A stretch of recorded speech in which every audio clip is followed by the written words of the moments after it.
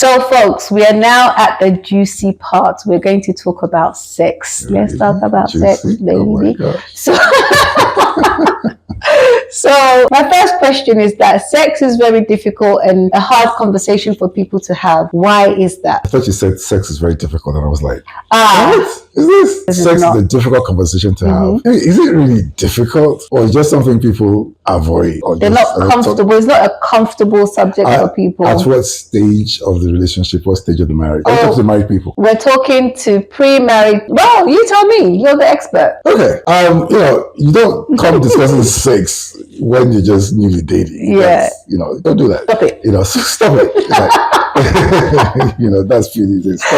But when it's gotten to a point where, it looks like we're going to lock this in, this could be like a lifetime kind of issue. I found my person. You've got to discuss about it. You've got to discuss sex. You've got to be open about it. And the truth is this, if you... as a person like, okay, how do you, whatever, it's like you're assuming that they'll be having a whole lot of sex. And that's not what we're promoting here today. Yeah. So the issue of sex should be more of where the rules that guide love guide sex. Because sex is just the physical expression of love. One major rule in love is that love is always about the other person. Yeah. Always about the other person. And if you bring that to sex, it means that when we have sex, or when any two people have sex, if you make it about them, what do you want? What feels good to you?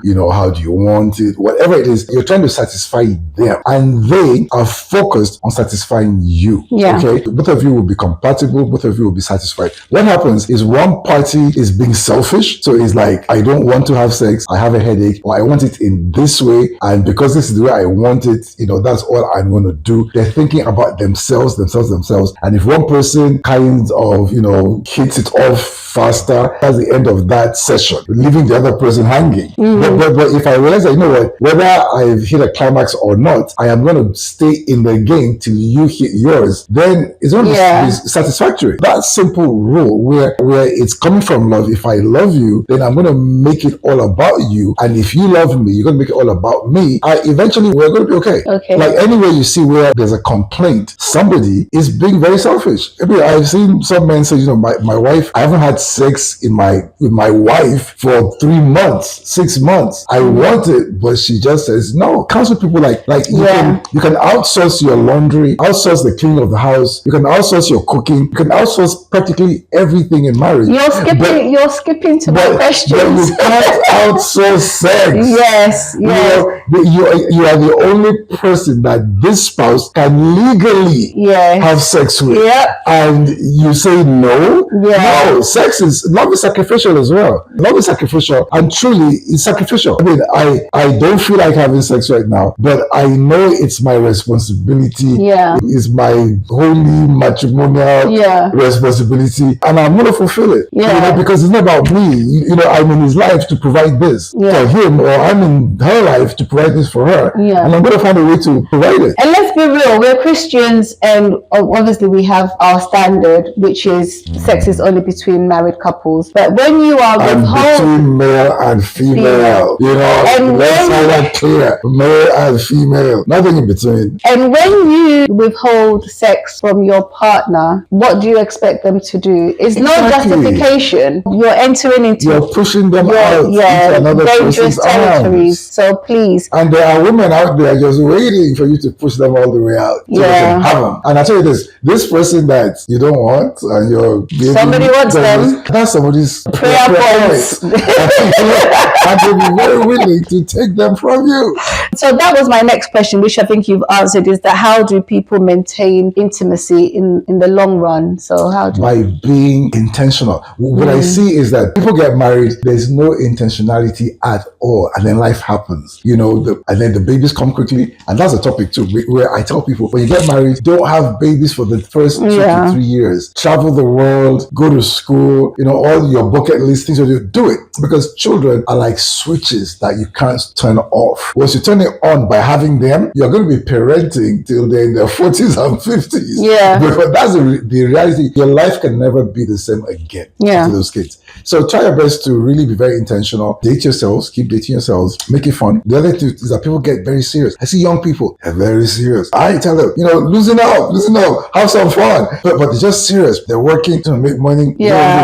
No. Like, you've got to joke with yourselves, pinch yourselves. Have fun. You run around the house, hide things from each other, surprise yourselves. I do a lot of things. Date yourselves continuously. Have date nights. Especially when life gets busy. Exactly. So when people lack that intentionality, what happens is they just lose everything. And then by the time they figure it out, it's like, how did we get here? And we're just like roommates and we're like housemates. And that's not the plan. I understand. And that's very important, because slowly you don't see the gap widening, but it widens very slowly. And before you realize it, you've looked back and you're somewhere where you don't want to be. So you do have to be intentional. My next question is, how do people navigate when they have mismatched sexual desires? Okay, mismatch, which means one person has a high libido, the other person has a low libido. One, talk about this. Do whatever it is that the other person needs to be done to turn them on.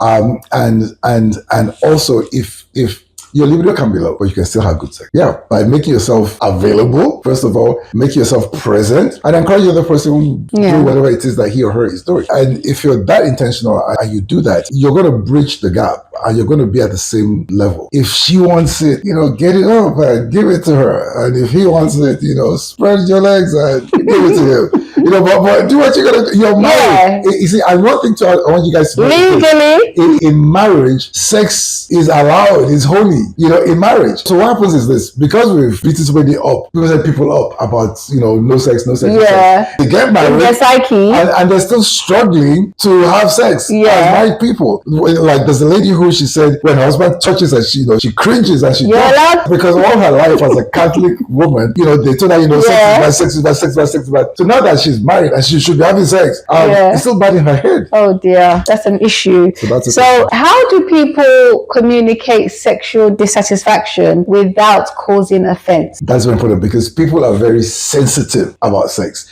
So like, if you just come and tell your husband, like, your libido is low and I'm not satisfied, that's not encouraging. The way you put this, like, darling, I could have more, or you could do this some more, or I'm not tired yet, can we just have a little bit more of this or something, but be nice. In marriage, you've got to encourage your spouse. And like your responsibility is encouraging in every possible way. So don't just go say, like, you suck at sex, man. Damn, I've had better sex. I don't know what I'm doing with you, but I'm just managing. That's painful. That's hard. You just killed her spirit. You don't do that. And don't bring your ex's performance on the table where we say, my ex used to do it like this. This make me feel this way. I don't want to hear that. He doesn't want to hear that. No, she doesn't want to hear that. So don't bring your ex in and what they did or how big they were. Or how long the performance was. We don't want to know that. No, we don't. Like as far as you're concerned, you're the champion. You're like, my gosh, you're good.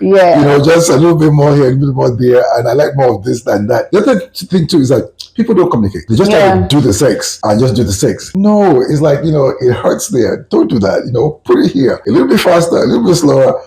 Keep talking till you both figure yourselves out. That's right. That moves on to emotional intimacy, because if you are kind and you are lovely, then it improves your sexual intimacy. The thing there is this: men and women are different. We're with a man is turned on visually. It's like a switch. He looks, he sees, he's on and he's ready, and that's how he is. And many times he's trying to treat a woman like that. Women are not like that. Women, you've got to really approach a woman emotionally, satisfy her emotionally, then she will release her body to you. Men don't need that. But with women, and then when you tell men, what does that mean? It means that you listen to her, you agree with her, you encourage her, you are present, you're listening in an agreeable manner, attentively. And when she's let out whatever it is she's trying to say and everything, then she's available and she's there for you. What happens? But there's something that happens that could be a problem, where the guy, this is the moment, the guy is on, he's ready and ready to go. Now, he hasn't really emotionally approached that.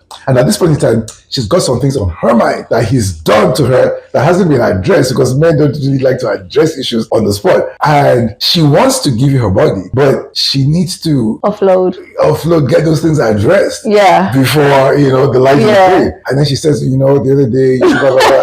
And by the time he's heard all of this, everything, and she's done, for him, the moment has passed. Yes. You know? You've killed And the for her, moment. it's like, okay, let's go. I said, no, no, darling, it's fine. You know, like, let's just go to bed and, you know, it's okay. So how do we get around that? When she knows that this is the moment, you must have the power to push that need Talks about that sacrifice.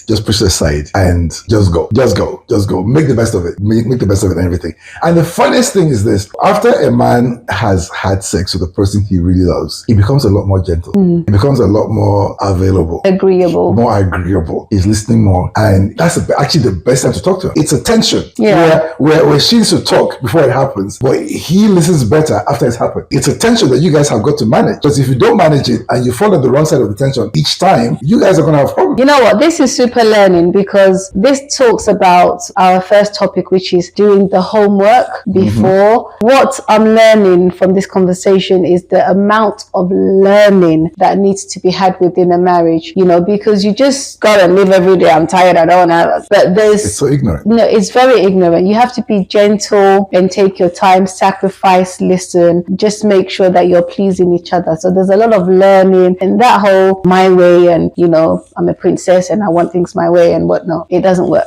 Yeah, It doesn't work, people. and the key there is that the learning should be done before the marriage. Yeah. When you start learning in the marriage, some damage has been done. Yeah. And you really want to do the learning before. You know, that's why I'm putting out books that will become a whole syllabus where Yeah. if you go through these books, it tells you everything. And to quite frank, if I had my way, relationship and marriages would be a class in the curriculum for schools generally, all the way from primary to tertiary. Yeah. Because it's something that you're doing with different people. And marriage I is do the same huge. thing with parenting as well. Yeah. There's too much people just guessing how to parent and it's affecting Nobody people's lives teaches and you. generations to come. But there's no teaching, no education. That shouldn't be the case. And it has such a big impact on the quality of your life, the life you and lead. on society as well. Yes, and the children. So it's just worth taking time to learn. So thank you for listening. We haven't finished. We're coming back with our next topic. But I'd just like to remind you to like, subscribe, and comment. And don't forget to press the notification button.